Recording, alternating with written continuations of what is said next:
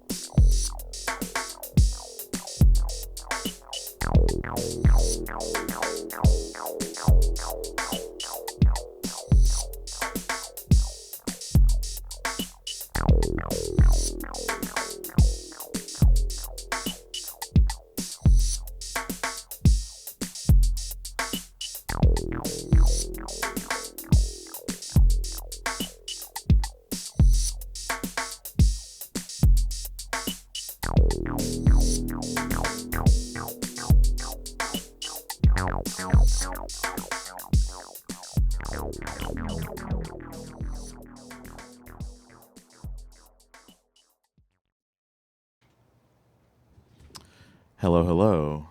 Good morning.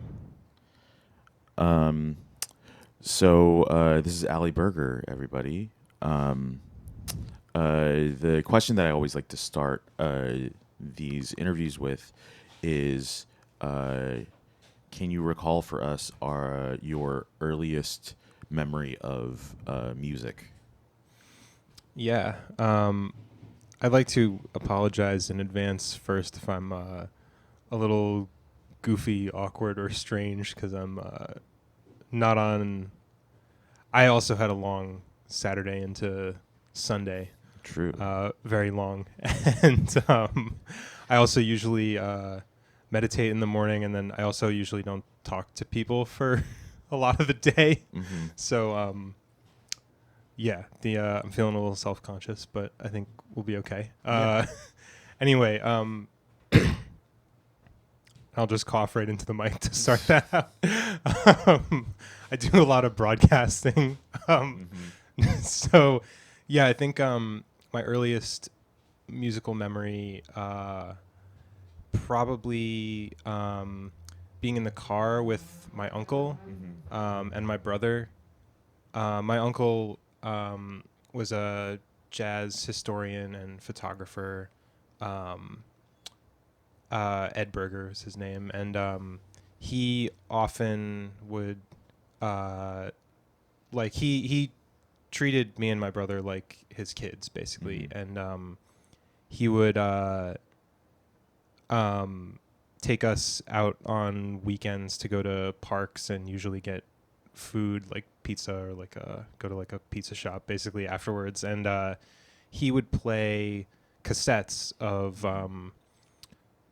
various like jazz recordings, often vocal. Like he liked I remember this I think there was really like one tape that like dominated this whole era that had like Dizzy Gillespie and like Ella Fitzgerald were two of the big ones on there. And he would when we got old enough to kind of understand. And were these like live recordings or like albums that he had just like duped onto tape? Or? They were like songs off of albums, like particular songs. And I'm not sure so like mixtapes kind of. Yeah, I'm not sure if he put the tapes together himself for what, or if it was like he had, I don't know, like dubbed a CD to tape or, I'm actually not sure. Like if the selection, like how intentionally curated it was. But and as when we got old enough to understand this kind of thing, he would teach us to like recognize different instruments and how to like count the form of the song, like the A B A. And I don't think we ever got.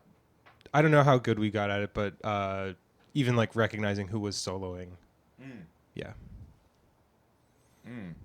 So, I mean, that's an interesting commonality with our last guest, Maya Benton Adab, where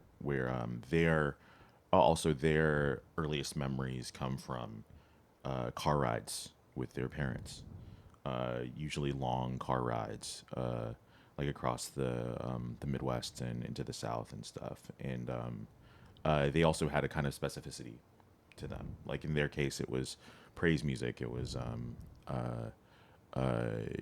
Christian varieties of different genres. But it seems that this had a bit more of a historical bent to it. Do you feel as though that historical specificity had an impact on, or rather, how do you feel that historical specificity has an impact on what you do now, or maybe on when you started making music? Yeah, I think it's become more important to me over time. Mm. Um, like yeah, I think when I started making music, it probably wasn't super. It wasn't top of mind, certainly, but yeah, as time's gone on and I've become like more like when I started getting more interested in like collecting records and playing Mm-hmm. records, it started to become more meaningful and also like getting kind of like finding um, the sort of like areas of jazz music that like resonate with me Mm-hmm. more has then yeah given me this appreciation, and that a lot of that has happened, and also just kind of feeling um like I use a lot of like seventh chords and now like ninth chords, and Mm-hmm. I'm kind of like You play with dissonance a lot as well. Like there, yeah like that last composition that I played has like there's this kind of like leading melody, but then there are these other notes that kind of like pop your consciousness out of whatever that primary theme is and into something else. It creates this like kind of other space. I feel like it's one of those kinds of like tricks of presence, you know. I feel like it comes up in DJing sometimes. Like you have a complex arrangement, and then you couple it with something that is like more sparse, and it just kind of creates this like relationship that accentuates either perspective.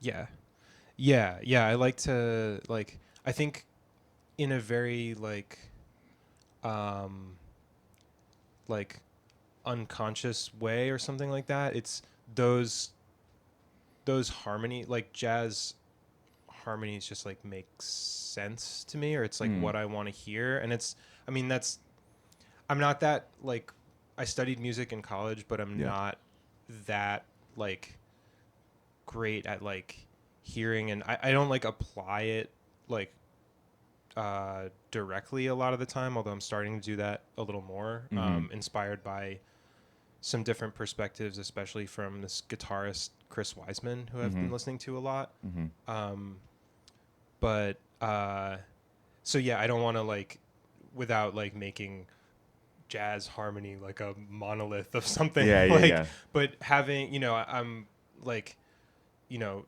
yeah making harmonic structures out of like straight up like major and minor chords Mm-hmm. with a like dominant thrown in every now and then is like not something like that's never been quite right for me. Yeah. Mm-hmm. Mm-hmm. Um. So, what kind of music have you prepared for us today, Ali? Um, I have yeah, bring me over to the um I have a couple of things. I have been really, as I just mentioned, I've been really into this. There's this like zone of music around or sort of like I guess my entry point has been like uh Chris Wiseman and Blake Mills, to Mm-hmm. this sort of like listening to a little bit more like um I guess like singer songwriter, but with sort of like an experimental Mm-hmm. bent to it that I think everyone will be able to tell what I'm saying when I play some of this stuff. How did you find these artists? It's actually through a couple of the artists. I'm also going to play a song by Christian Lee Hudson. Him and Blake and Chris, I found out about through Tim Heidecker's podcast, Office Hours Live. They have like musical guest on most episodes. They come in to play one song usually, but Mm-hmm. Blake and Chris were on the show, and um, it came up that Chris Wiseman, who lives in Brattleboro, Vermont, has like had like 50 albums on Bandcamp or something. And as a Uh-huh. person with 80 releases on Bandcamp, I was like, cool, let's see what's up with this guy. Trackland.bandcamp.com, everybody. Yes, Go run it up. yeah, please. Yeah, so that was kind of um, like that appearance made me go into checking out Chris Wiseman's stuff, and he has some really great interviews where there's like some commonalities in like how he makes albums and how I make albums. So What would you say some of those are?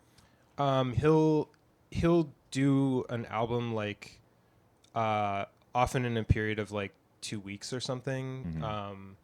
And like his process is a little different in that, I mean, it also like it varies. It seems like it varies from project to project, but he for a recent one that I'll play something off of, he's sort of like he'll write all the songs and then like record them in the space of a couple of days.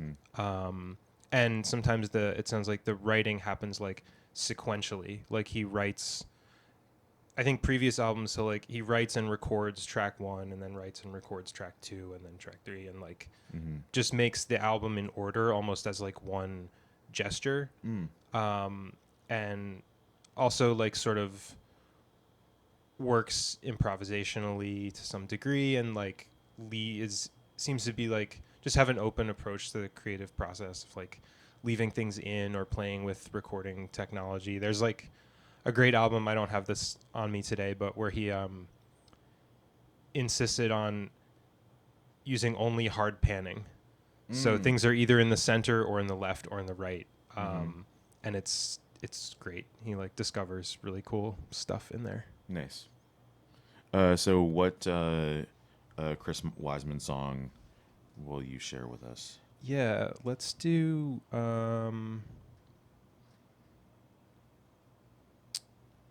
this one called Maybe I Am from the album Lightly, which is his most recent project.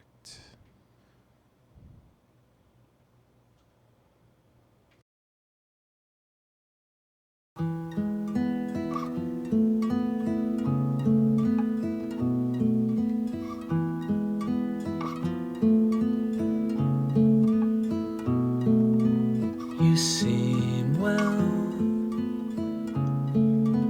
maybe I am.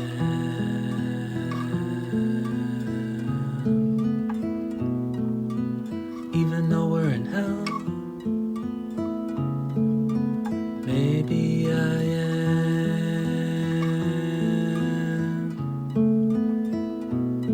I get around like a church bell or hourglass sand.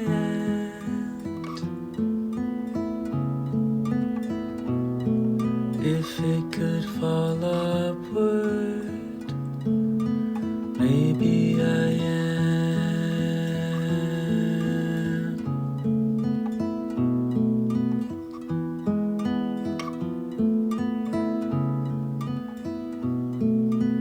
You seem well, maybe I am.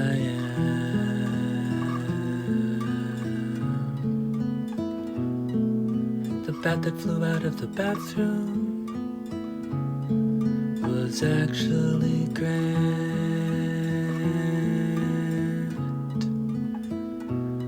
It might be true that the seesaw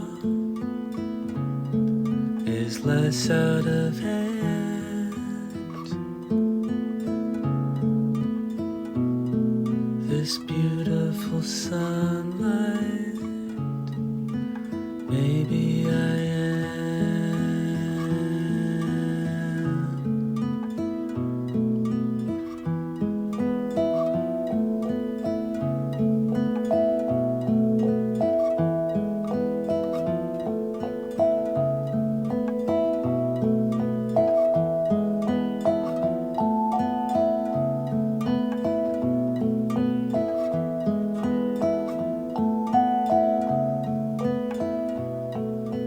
You seem well, maybe I am.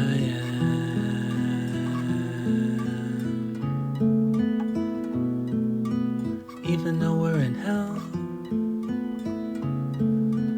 maybe I am.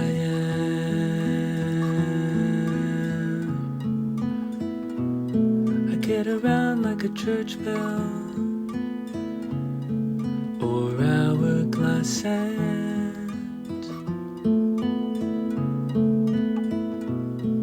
If it could fall upward, maybe I am.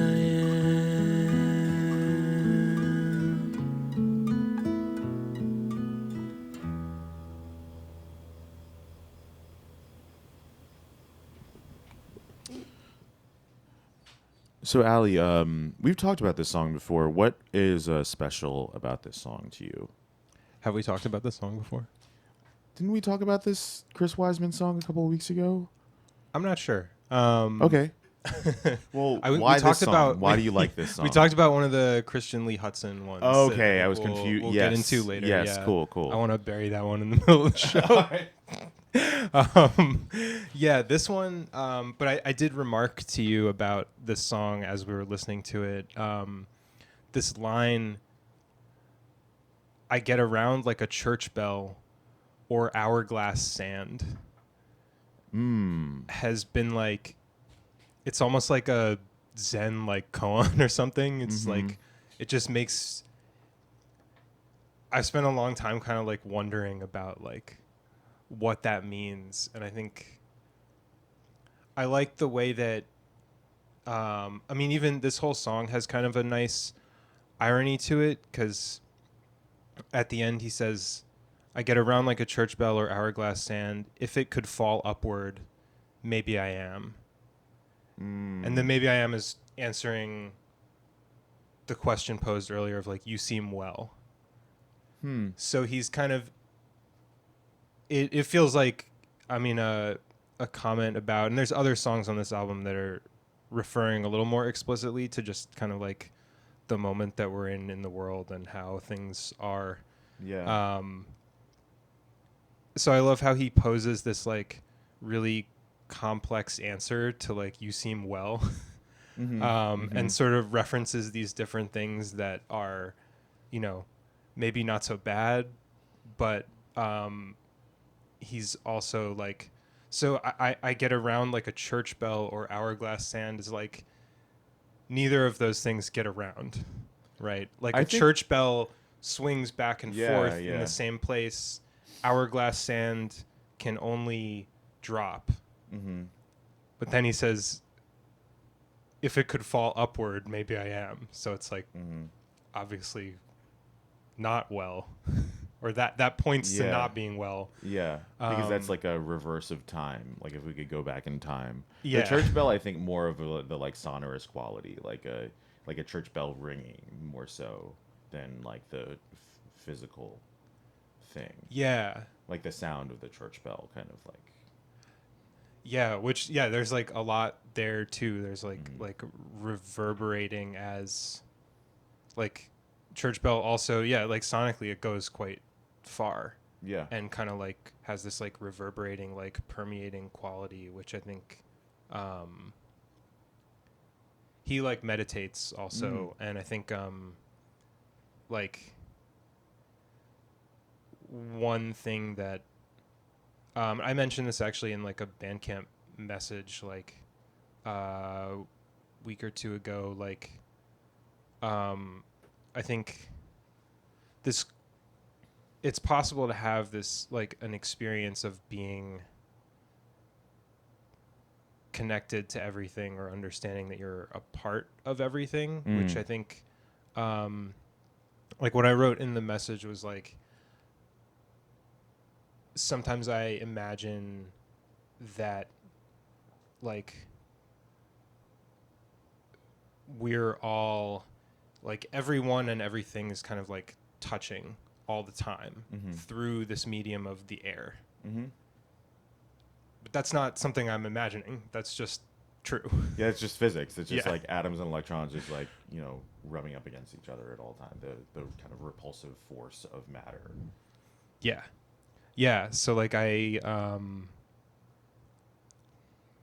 yeah, even just like the conversation we're able to have about this like church bell thing, there's like so much, he just like packs so much into that one line and image that like it's so open to interpretation, but also like makes a point. It's like it's beautiful. Like I think like just in terms of my personality, and then also my like things that I feel like have become more clear through like practicing Buddhism and meditation. Like I less and less want to like tell people what to think, you Yeah. know. Yeah. I don't think it works. Uh-huh. If there is even anything for it to work on, you know, like Uh-huh. it's like, what does it even mean for something to work? But like, I think it's like more valuable to kind of like offer things Mm-hmm. than to try to like say like this is how it is or something. Yeah, a kind of like a more collaborative practice, Yeah. like starting with an open hand and seeing like how it is received and how uh, like a further and deeper interaction is consented to, which can be useful in many different kinds of situations, not just like in a benign kind of very common human experience like going to a store or something, but like difficult conversations, difficult interactions with people, really intense and intimate ones as well. Kind of hold space for that. This all begs the question of how like when did you start meditating, and how is it related to your musical practice? Is it separate? Is it an integrated thing? From the outside, it very much feels like it's part of this, like sum total of what constitutes Ali Berger, not just as a because for me, art making is just like a representation of lived experience. So it's impossible to separate it from an artist's lived experience to an extent. We're all pulling from that, even our decision makings. If we're working in an abstraction or in a minimal kind of a way, it is still based in like how we've lived. So I can see the clear ways in which meditation is connected to your practice as an artist. But how did that all kind of begin with you? And did it start integrate as an integrated thing, or did they like kind of slowly coalesce for you? Yeah, it started not related really. Mm. I was in like 2016. A therapist suggested it as like in a very sort of like in a way that wasn't even like directly connected to like any spiritual practice. It was more just like I was struggling with anxiety and depression, and she was kind of like, that can help. Mm-hmm. So I started out. I like actually read like the wiki how to meditate. I remember like looking at with the like cartoon, you know, those graphics that Uh-huh. all look the same. Uh-huh. For some reason, there's always like a lime green background or something. Um, Cool. Everyone's walls are that like not even it's like a drab version of like a lime green. In Wiki World. Yeah, yeah, that's like the color of everyone's house.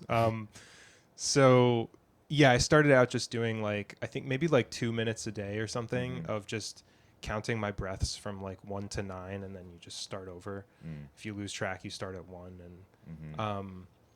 and I think after a couple weeks, it really felt like my whole perspective like on life had like changed, in the sense not exactly like broad perspective on life, but it felt like the texture of my experience was very different. Yeah. There was like just more just more space to like experience things and not feel so frantic, I guess. Mm.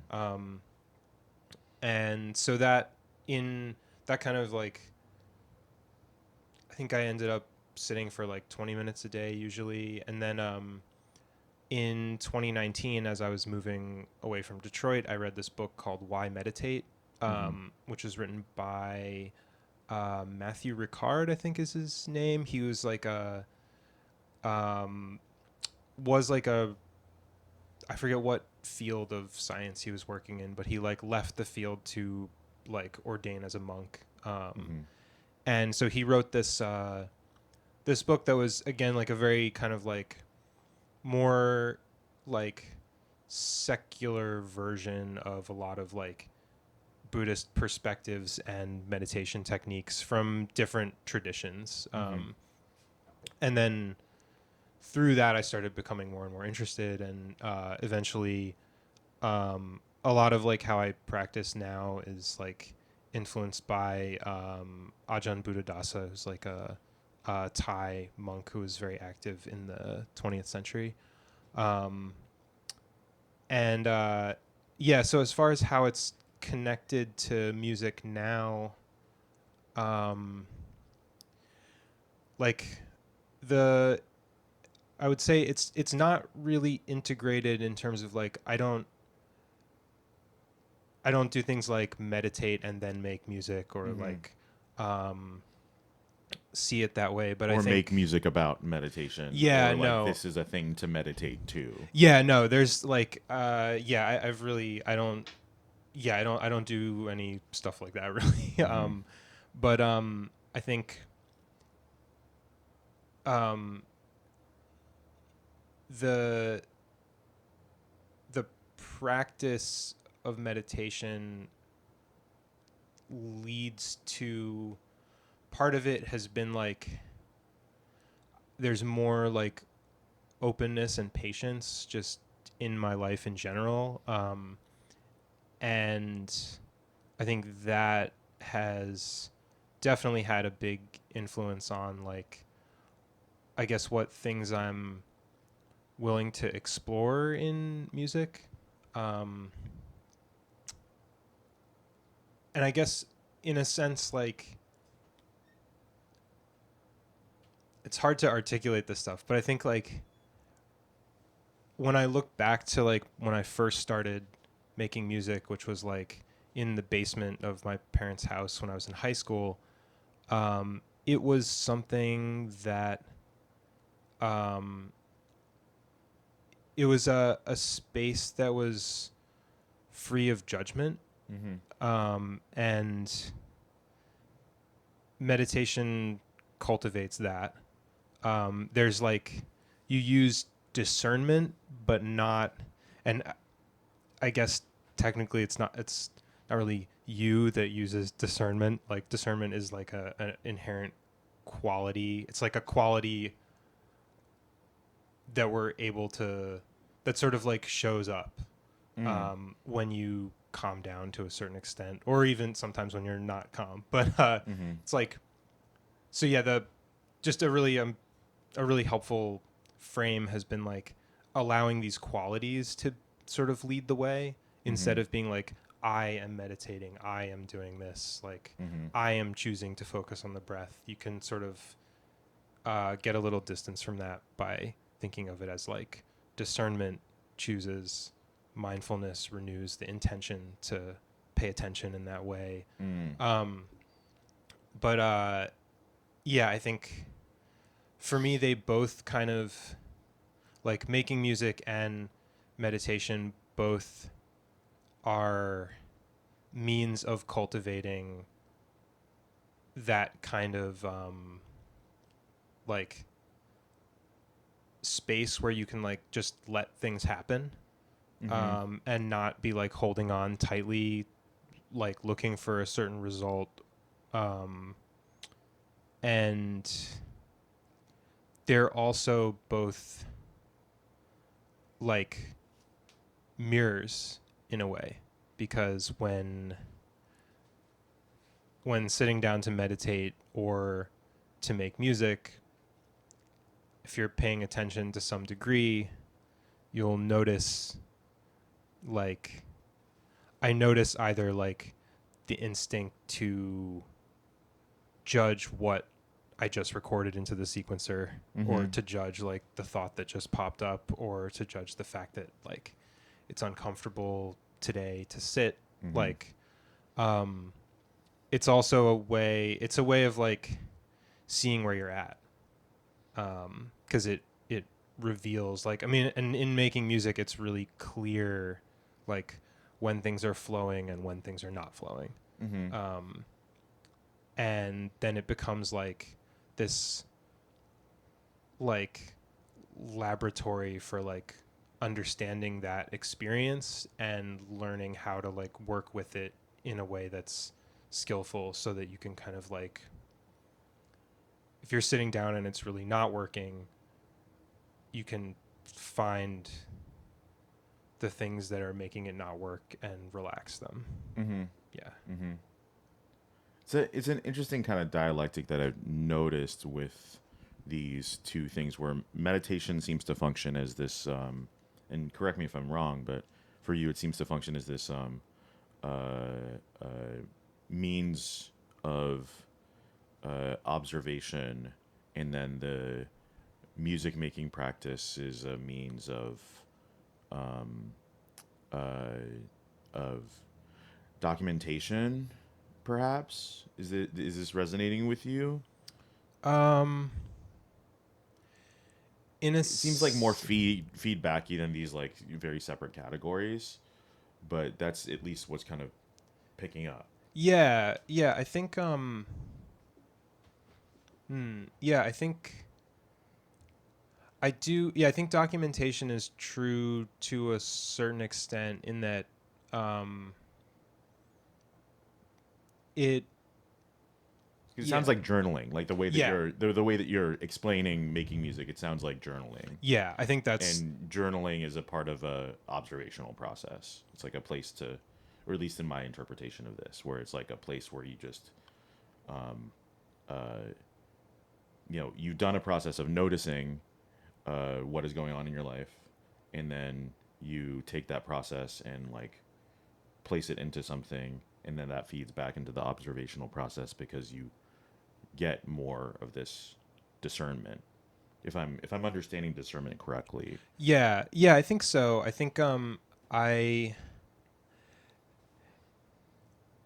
yeah, the what's coming up in mind as I'm sort of like processing what you're saying. Like, I think it's hard for me to say actually like what the making music is like in this moment. Like, it's cuz yeah, I guess I can this is something that I sort of wanted to talk about. Like, there has been, like I sort of alluded to this earlier, but like I've been doing Trackland for almost 11 years. There's like 80 releases or so on the label, and it comes to like 400 tracks. Um, and like there's an aspect of the music making practice that is compulsive and could possibly be viewed as unhealthy. Yeah. For some context, at the beginning of the year, Ali is, always sharing music with me and other friends, and at the beginning of the year, uh, he was like, you know what? Like, I usually just like send things as they're done, but this time I'm just gonna like give you a Google Drive folder and just like check in on it like when you want to. And I think this was maybe, it was like January or February. It was like pretty early on in the year, and it was already, so it was packed with probably more stuff than I make in a year, within that time period. And was it 2022 or 23 that you endeavored to make a track every day? Or I never did track a day, although that would be a good. I'd like to do that in the future, honestly. I like these challenges. But in 2021, I decided I would make 150 tracks in the year. Yes. And I think I exceeded it by like one or two or something. Yeah, so I think the sort of frame that I thought about for this topic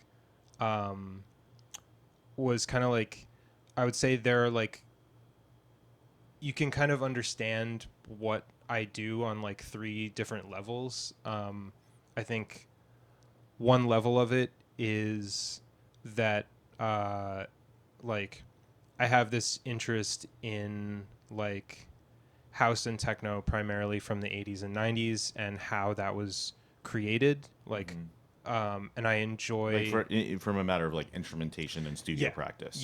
So I enjoy like working with those sounds and that equipment in this kind of like tradition, and I'm like trying to engage in like a dialogue with certain records and certain producers and certain eras, and also to kind of like to some extent have like this like an experiential like archive of an understanding of like production techniques, and so that's kind of like one level. And then I think if you wanted to look, there's another level where working in such an improvisational way and sort of like allowing things to make it through to the final version that some people I think would tend to like want to like manicure away, and just working quickly and improvisationally, like that there's some sort of, and like actually even like the component of like releasing so much of what I make, that's like a my friend Justin, Johnny Zoloft, pointed out like that it's sort of like this medium of dance music or electronic music. There's also like a sort of larger point or statement or thing that I'm offering about like creativity and the role that music can play like in life, I guess. And then on a third level, I have always had this sense of like not being good enough, and kind of like waking up each day feeling kind of behind, and like I have to like earn or prove like that it's okay for me to like be alive. And I've been aware of that for a really long time. And it's been, until pretty recently, it's felt sort of like intractable.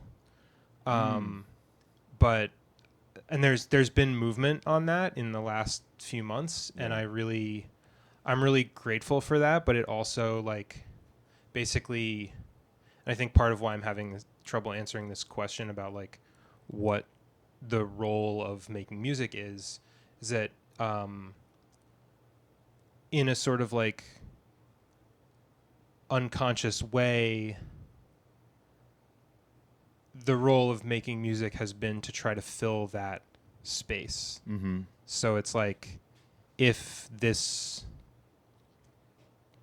I do well enough at, you know, making music or like being this sort of like creative entity that like puts out all this stuff, makes all this stuff, whatever, like it's the practice of making music has been pressed into service to justify my existence to this part that is making these sort of like accusations about whether it's okay or not for me to like be alive. So insecurity sometimes being like our biggest detractor and our closest friend in a way. It's a thing that I think is very I mean, it's absolutely like a part of my experience, and a lot of like my desire to be more comfortable with who I am is absolutely expressed through music. Like it's a means of not only documenting my state of mind at that time, but also to allow myself to be okay with where I'm at. And that's to also accept the ways in which you might be flawed, and sometimes one can discount how much of that actually accounts for who it is that they are. That it actually gives dimension to the the the totality of your existence. And especially because we work in such a, a an industry that is based on a particular kind of visibility, in which comparison is somewhat of a constant. It adds this extra kind of sharp edge to that insecurity that might have been born from other very unrelated life experiences, whether it's familial experience or social one through school or friend group or I grew up like getting bullied a lot, and that's absolutely a part of trying to come to a place of self-acceptance, is like healing that aspect of something that happened so long ago. But I really appreciate you articulating the density of what goes into making your music, because I think I echo the sentiment of a lot of people who might be listening right now, but certainly for at least for myself, like, you're incredible, just like as is, like your music has changed my life. And I'm just like very grateful for that. Sorry. Sorry. Don't apologize. I'm glad that I didn't expect that reaction. Yeah, and I'm really glad that that it's had that impact, and also that It's made me feel so much more secure in who I am and why I do what I do as well. Yeah. Yeah, that's I think the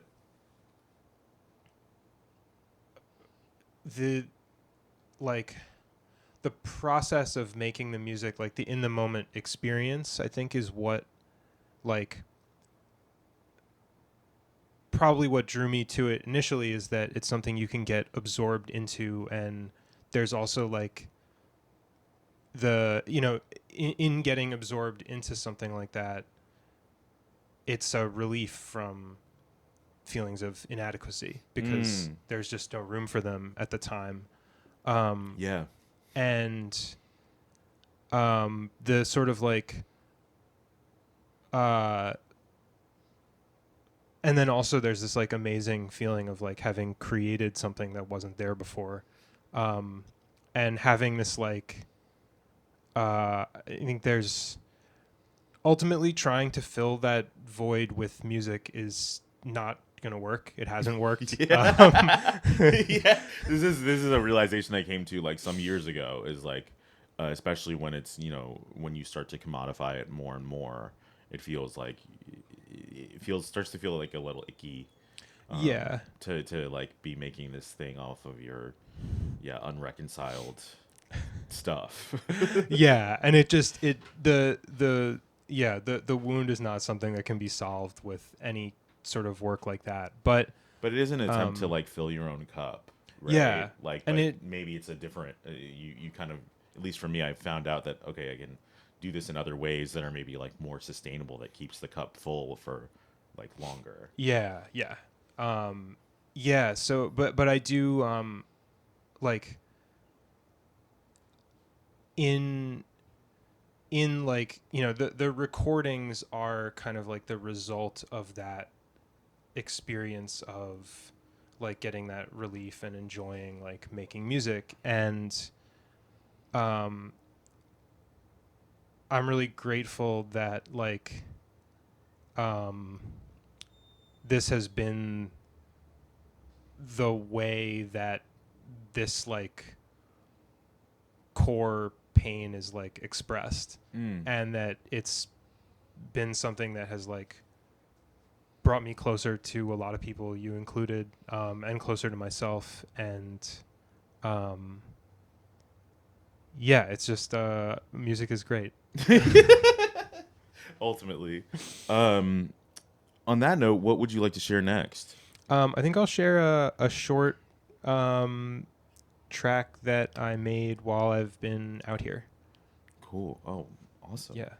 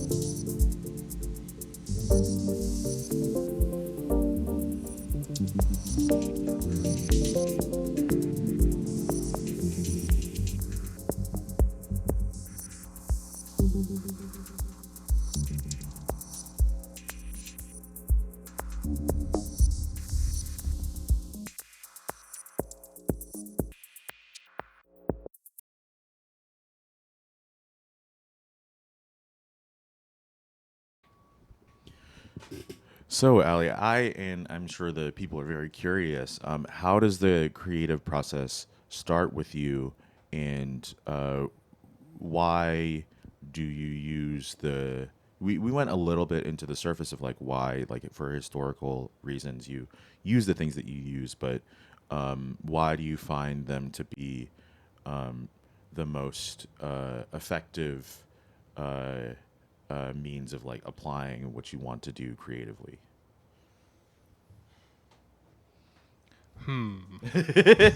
So let's start with like just how does the process start? Yeah. You know, like from the very like you open the door to your studio and there's your stuff. Like how do you start?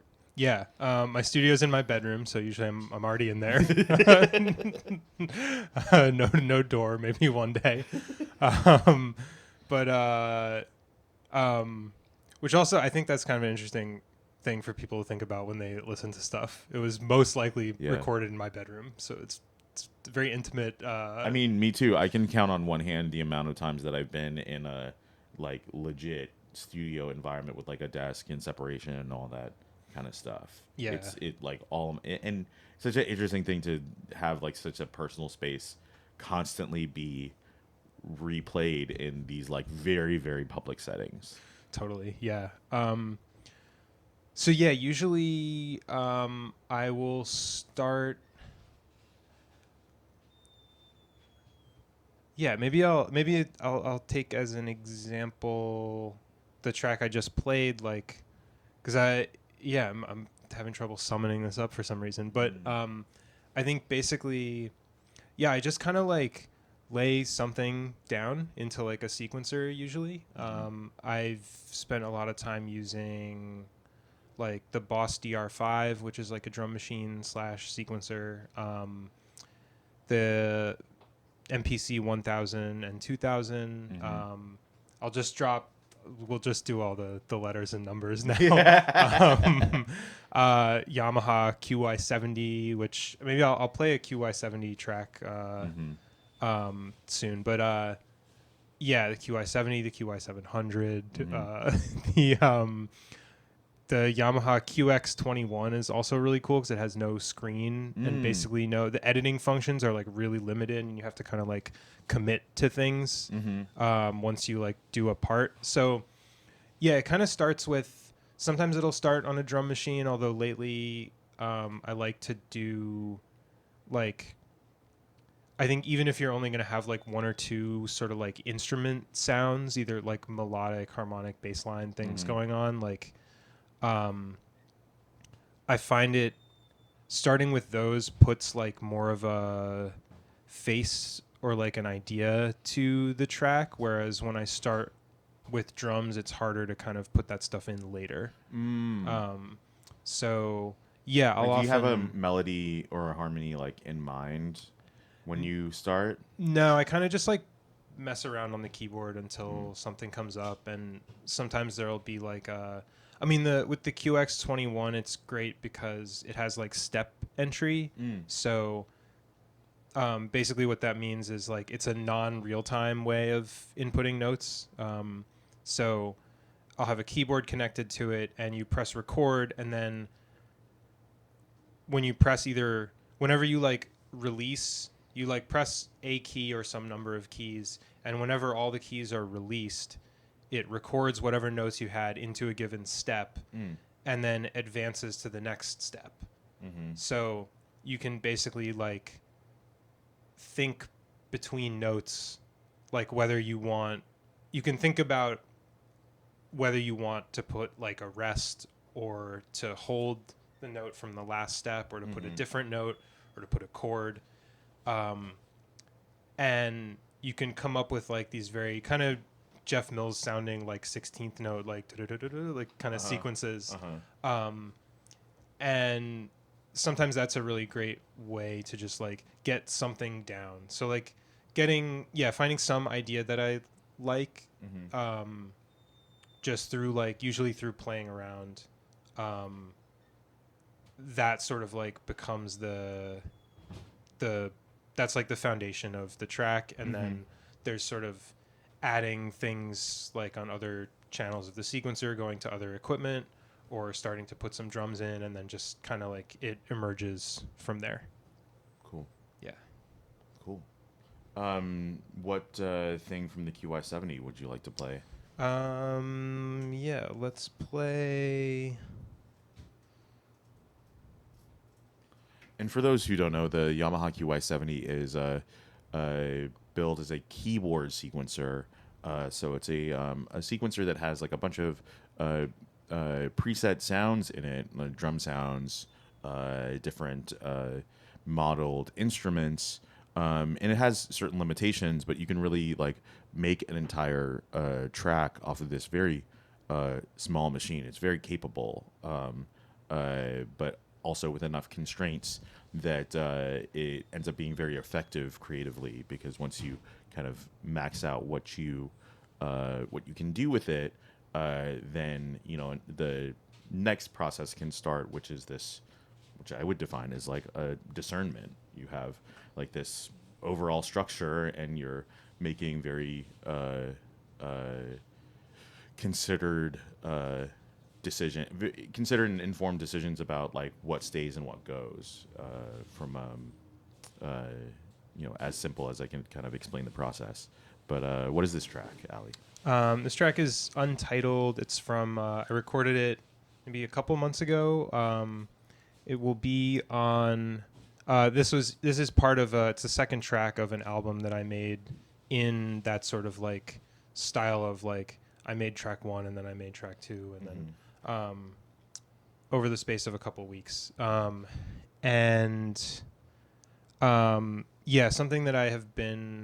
that I like about the QI70 is using the song mode, and basically I'll lay down like a like something percussion. Just it has the metronome sound is really annoying, so I'll lay down like some kind of like just something to keep time with drums, and then I'll basically play each element for the duration of the track. So like I think I started with this like organ bass line on this one, and I basically like played that for like 5 minutes straight into the sequencer, and then started to like overdub the parts, the other elements one by one, but playing them out for the duration of the song. So everything has this very like fluid, loose kind of quality to it. And for song mode, you use that because you can set like longer, like what's the maximum amount of bars are you usually setting up for? It's like just however long the track's going to be. So there's like, I think for some elements I like copied and pasted, like an 8-bar loop, just like duplicating the same section out throughout the duration of the song. But for the most part, I almost use it like recording audio if you were like musicians in a band and like the guitarist plays the guitar through the whole song. So there's little variations in the part that they're playing. So that's what I like about the song mode is like, instead of having a pattern mode where you're looping like 4 or 8 bars or whatever, the song mode, I'm not looping at all. I just like play the keyboard to like input everything. Cool. And then there's some copying and pasting and editing and tightening up that happens, but it comes together pretty quickly, and I try to not, I don't go overboard on that. Nice. So yeah, here we go.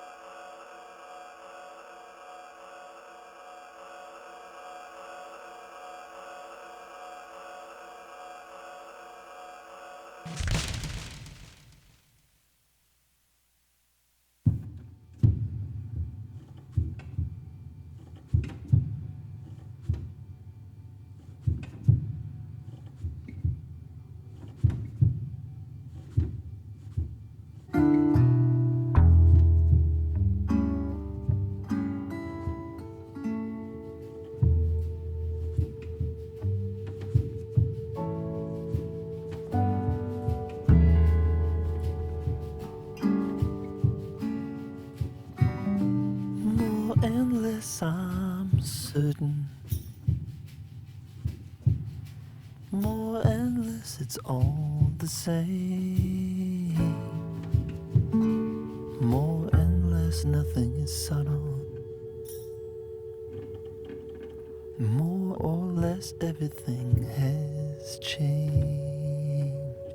In other words, what does it matter? More or less, the color's gone from sight. In other words, to see it clear, more or less, it must be black or white. My dear one, shelter my heart.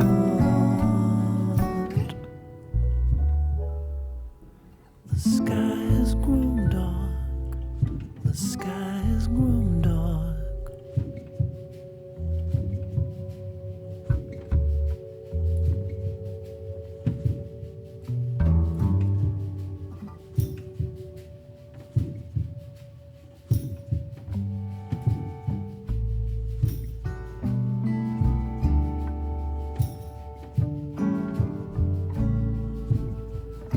More or less, it vanished. More or less, without a trace. More or less, her nose was cut off. More or less, despite her face. My dear one, shelter my heart.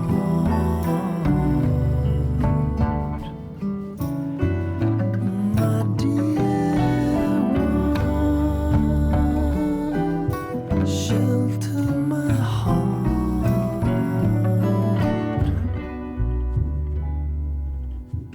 Whistle in the dark with me. Whistle in the dark.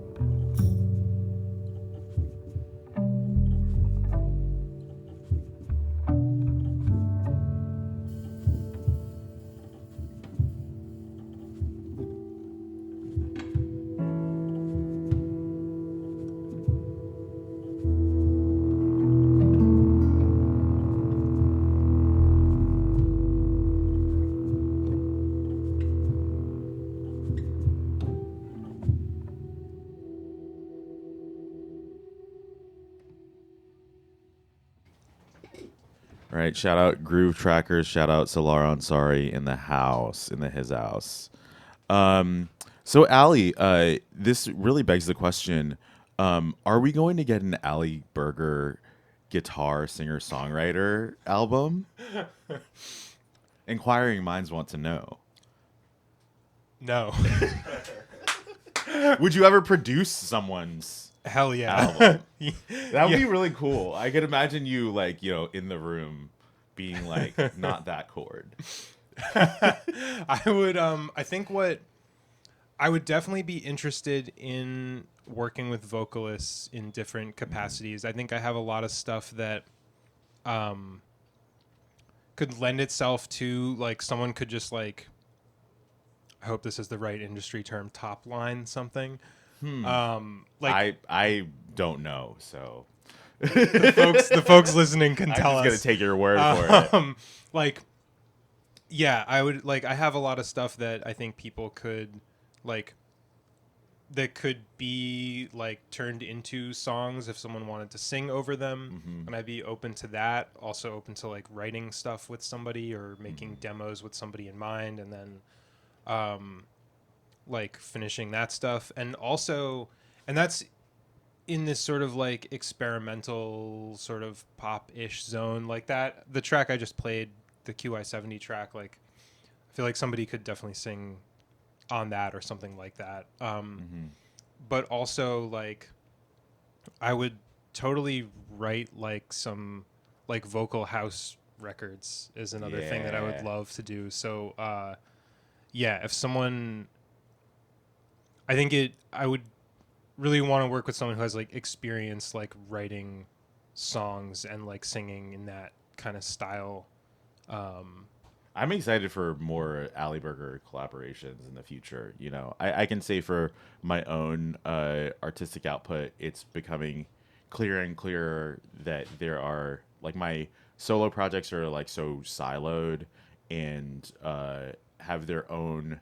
Like I'm still changing, learning, evolving within that sphere, but it's still like it's getting more and more specific to the extent that there are certain things that I'm more and more conscious of that I'm not learning. And part of that is inevitable that I would like try to involve other people. So there have been a few times this year where I've, gone to see people perform and were really moved by it. And there are people that I'm already in community with that scratch particular interests that I find more difficult to go out onto on my own. So that's definitely a motivation for me in the future. Like it's easy to think as an artist once you become established that there's only one set of things that you can do, and then in order to shake that up, you have to do like a great deal of work. But sometimes it could be something as simple as like, hey, I really like that thing. Let me ask if that person like wants to just like hang out and jam for a couple hours. Yeah, and I think these are things that I'm becoming more open to as I kind of like heal that sense of like incompleteness. Because like I also do, like I take making music, it's often playful for me. I think people can hear that in my stuff, but it's also, I also take it deeply seriously. Yeah. And it can be difficult to navigate a collaboration, especially when there's like a degree of visibility to whatever you're doing. Like I think there's been this sort of like back of mind or like sort of bubbling under the surface, like fear of like, if like I tend towards like people pleasing a little bit. And so if you're not able to like advocate for your side of the creative process and the creative vision, or like not necessarily even making it about sides, but if you're not, if you're afraid to share how you really feel about something that you're working on with somebody because you're afraid of like pissing them off or something, that's like, given like my approach to music, I think I've just tended to not want to like leave that possibility on the table, that I would end up working on something and then having something that I don't feel good about like come out because I wasn't able to advocate like, for yourself. Say what I need to say. Yeah. So I think as there's more comfort with that, I'm more open to, like, I'm more able to. I feel more comfortable. Like, I could keep that sort of like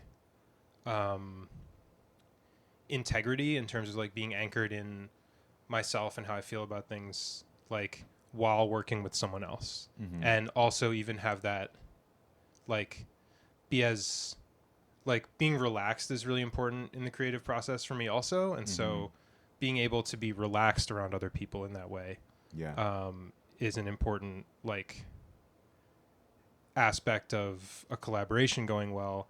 And also at the same time, it's like this something I've been talking with Shane Kieran Laveau about. I mean, we're just always talking about everything, but something that she's been really good about encouraging me in is like, and that you actually have recently too, is like taking some of these sort of like steps that feel maybe like a risk and letting it show you where you're at, and also maybe show you that you might be farther along than you think. So yeah, feeling more ready to just like take that step and see what happens, and be open to, like, if it doesn't go well, it's not the end of the world. Yeah, totally. You live to see another day. What would you like to share? What else would you like to share with us? So let's listen to this track, Skeleton Crew by Christian Lee Hudson, off of Paradise Pop 10. Cool.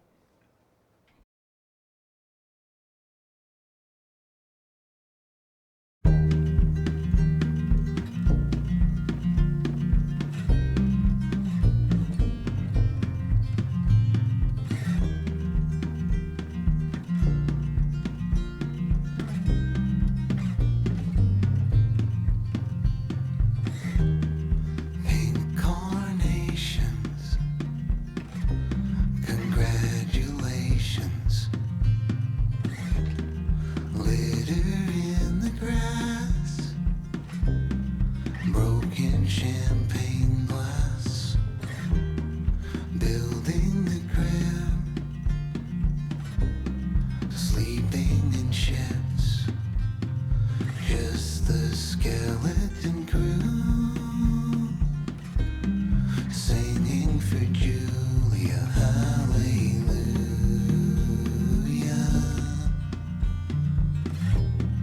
hallelujah, nothing else matters, nothing else matters.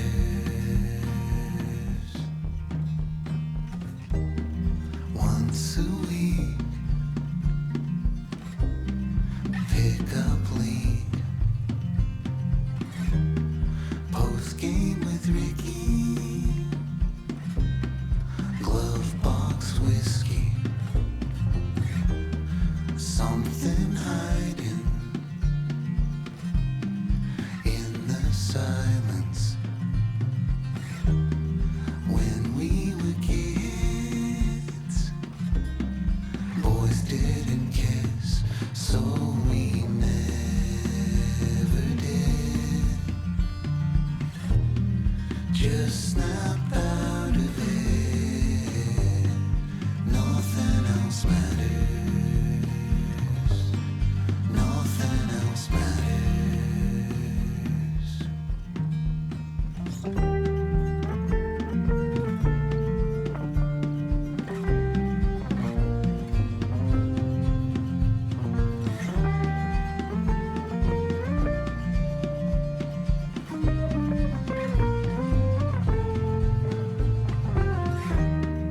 Maybe I've seen too many movies,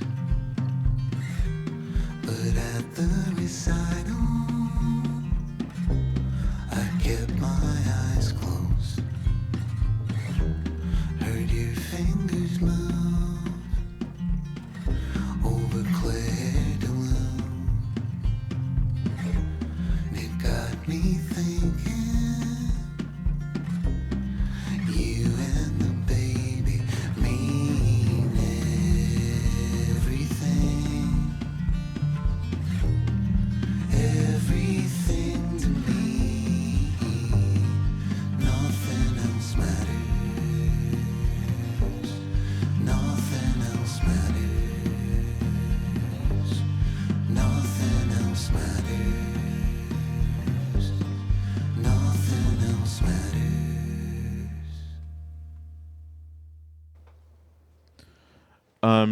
So Ali, what did we just listen to? That was Skeleton Crew by Christian Lee Hudson. Another person I found out about through Tim Heidecker's show.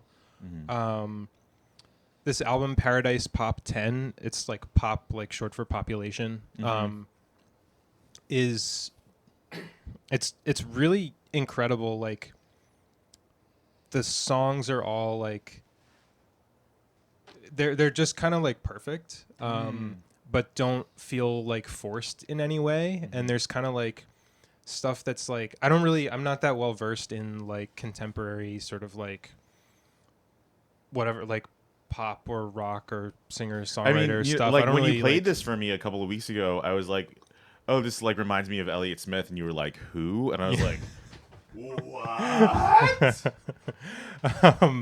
Yeah, so like it's it's kind of like a new area for me to like get into really listening to. But I listen to a great maybe people can tell I like always am looking up interviews with people like anytime I like something. And you're a studier. Yeah. I was thinking the other day about how I'm like, oh, I pretty much just do research in my spare time. Like, I feel like I think that comes through in your work, and I this is just me projecting my own bias as well for sure.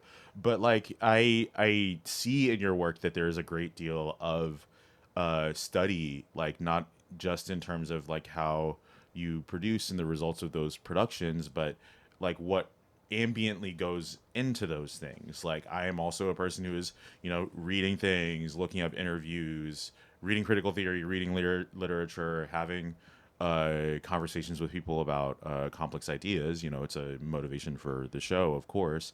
And it definitely comes from my background, like my kind of fine art, conceptual art background, where you do all of this like study, and then the process is oriented around that study, and you might take like certain historical mediums with specificity, but ultimately like your the way in which you interact with those mediums is informed by the theorists that you may have read outside of the arts, especially the kind of education that I got. Like there's a great deal of there's a great deal of investigation into different aspects of the historical continuum of like Marxist theory, and how like materialism kind of plays a role in contemporary art making. So that's very clear from your work, I think. Yeah, I'm glad it comes through.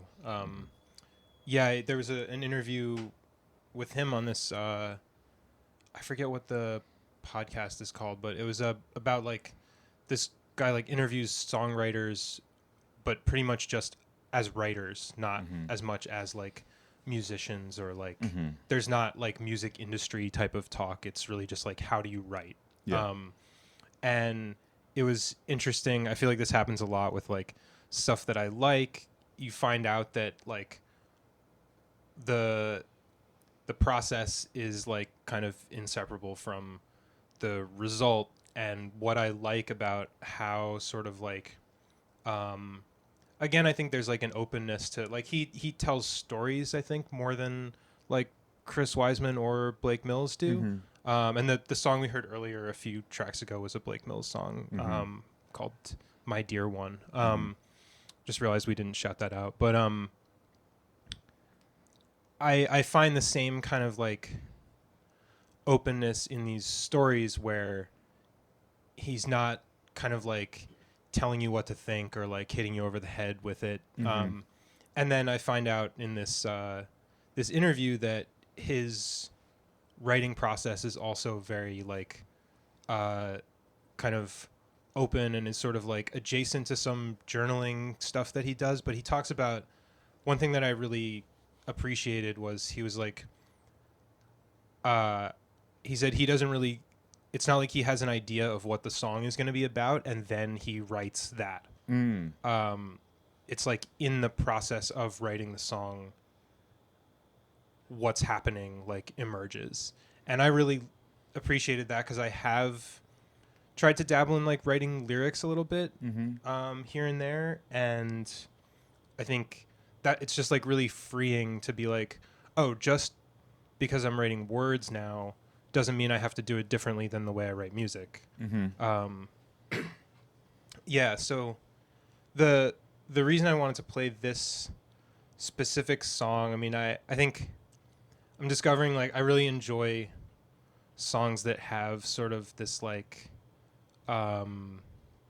there's just like some, they sort of like sneak things in, I guess, that are like surprising or like take a little bit of time to like wrap your head around maybe. Yeah. And so this song is called Skeleton Crew, and it's sort of, it starts out, there's like, and he really gives this like, I love, it's like so economical how he like uses these little phrases. I'm going to pull up the lyrics so that I can like talk about it like more fluently and accurately, but he uses these little phrases to like illustrate. This is such a terrible thing to be doing, to use Google while you're trying to speak on the mic. There's no music in the background. No, you're doing a great job at filling space. Great. You have good radio voice. Okay, good. All right, here we go. So the song opens. He says, "Pink carnations, congratulations, litter in the grass, broken champagne glass." So like you're already like, okay, there's like a kid, wedding, you know, and yeah, he just sort of, there's these like references to just like having a new child, and then in the chorus he says nothing else matters, like referring to like this family. And then immediately in the second verse he says, once a week, pickup league, post game with Ricky, glove box whiskey, something hiding in the silence. When we were kids, boys didn't kiss, so we never did. Just snap out of it. Nothing else matters. Nothing else matters. So, like, he establishes really clearly, like, it only takes one verse to establish, like, where this character's at currently. Yeah. And then immediately we're in this, like, reverie about, like, this kind of, like same-sex attraction moment from his past. And then he, you know, just, it's like, it so just doesn't hit you over the head with like, yeah, this memory's there. Oh, this is just like quaint nostalgia. Yeah. And then he kind of brings it back to like the present, and it's so like, it ends, he says, it got me thinking, you and the baby mean everything to me, nothing else matters. So it's like this, there's this like repetition of nothing else matters. Like, it's like, is it true, or is he trying to convince himself of something? And yeah, I just like a couple years ago, I kind of was I basically, I don't know how to like discovered, I don't know how to exactly like put it, but like a couple years ago I stopped identifying as straight, based on just like being attentive to what was going on like inside me, basically. And I'm not like putting a finer point on it than that. Like, it's something that's, I'm still kind of exploring, as I think everybody is all the time. And I like, you know, in Buddhism, it's like, there's an understanding that identities that we take on are can really be like the root of a lot of suffering. And there's like, you can look at it as like, there's this really basic form of identifying as me, in the sense of like, me is this entity that's separate from everything else. Yeah. That's like, a really basic root of a lot of suffering that we all go through. Mm-hmm. And it's also really hard. It's a very subtle thing to experience not that. Mm. Although we actually all have that experience. Like, we're not always constructing this me all the time. Yeah. But it takes time to notice that. Especially like with your in the context of your individual experience, like it's because we have that in ways that we take for granted, just like by being social beings to some extent. And there are ways that we interact with others, even if we are, very ego focused, or to the extent of narcissism, where there's this, at the very least, like acknowledgement of a consistent amount of interactions with others that kind of at least quiet what that me aspect is, and that it further also exposes the how identity is this socially constructed thing, because it requires others. It requires like the language between other people in order to have some kind of discernment around those kinds of things, and a set of practices that are always evolving because of this like external input in like the world at large. So it's not that these kinds of things don't exist, but it's important to understand to some extent like what how those structures operate, because they end up being because identity and power in the way that our society is oriented are inextricable.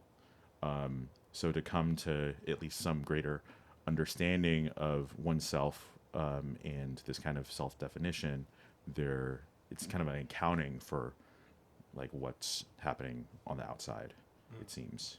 So it's not like the goal is to be entirely separate from the me, but to have a better understanding of what that qualifier is, and then by extension like other kinds of experiences and expressions of what constitutes me. Am I? Yeah, I think so. I think it's hard to like, it's a challenging topic because like it's like just really, there's so many dimensions on which to experience it, and ways that people talk about it, like in terms of like politically and socially, and then also in terms of like an internal sort of like, or like a texture of experiencing and looking at the world. And I think I'm coming at it more from the internal perspective, which of course is not totally separate from like what you just described. Yeah. And yeah, I think the other level of sort of, and there's so many, like, I think maybe it's interesting to like, and useful to some degree to just draw people's attention to like a definition of identity that's a little bit different from like the way that I think we tend to use it now, where like there are lots of identities that but all not different but not separate again, like but there are lots of identities that we pick up, including things like I'm a good friend, or I'm good at making music. I'm a person who releases lots of albums. I'm a person who, when I sit down to make something, it flows easily. Like, I'm a good son. I'm a good parent. Like, or I'm a bad person. I'm shy. I'm anxious. I'm bad at talking to strangers. I'm like bad at being in relationships. Like, these are all identities that like we all hold these things that are like, they're like beliefs about ourselves. And so in not like this, it's felt good to kind of be like,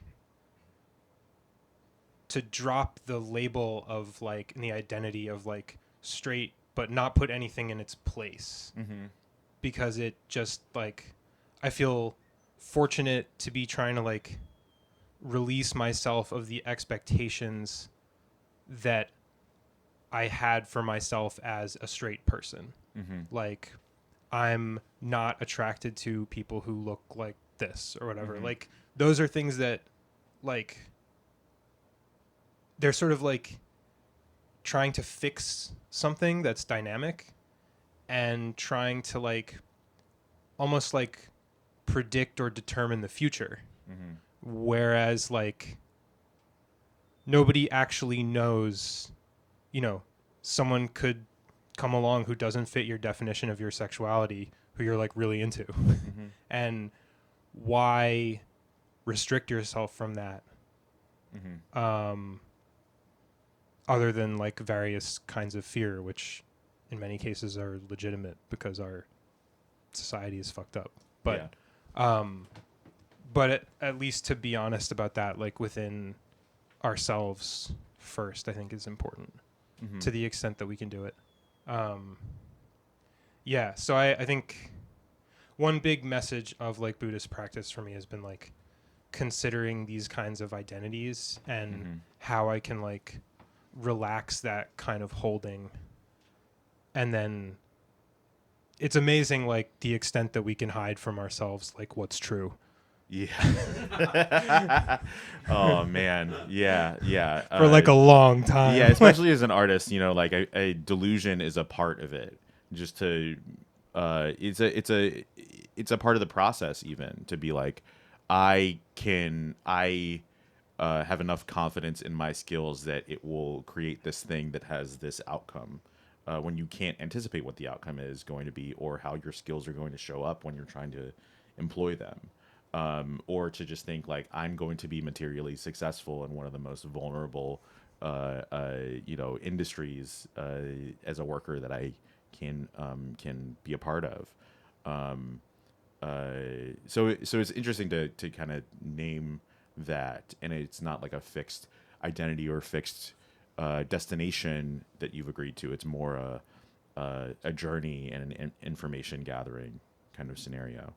And can I interject? Yeah, please. I think it's also like the I hope that it's also possible to like continue to do things like trying to be an artist and shed those delusions. Like, I don't know what's going to happen when I sit down to make a track. It might not work out. And I can sit down and know that, but still do it. Yeah. Like, I don't need to tell myself that it's going to be the best thing ever. Yeah. Or that it's even going to be anything. Yeah. Totally. And that's like, I think that's, in a sense, that's like real freedom, is like to just be conscious of what's true, I guess. Which is to an extent like being present, like being conscious of what is happening right now. Yeah. This is a segue, but what is happening right now is that you have some,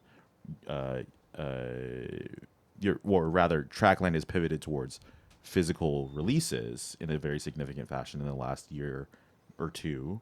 Yeah, year. So the first record, Infinite Chime, is one that you put out on a label. Incredible record, very limited release, and you've recently repressed that, and in addition to that, have provided us with a new record, Classics Volume 1, which has one of my favorite Ali Berger tracks on it that I have rinsed to the high heavens from NJ Connection Part 1. You Know You Can Feel It. Would you like to say anything else to have us go out? I'm just gonna like tease that and go to the Trackland Bandcamp, please, trackland.bandcamp.com, because I don't think that we'll have enough time to play it in a significant enough fashion. So. Yeah, we could. I'm gonna like. We'll get. We can fast forward a little into it maybe and fade up a good. Put it under. Oh yeah, let's do that. Wow, we forgot that that's possible. Should I turn off the talk over so that we can? Yeah. The sound of going out on a track, you know?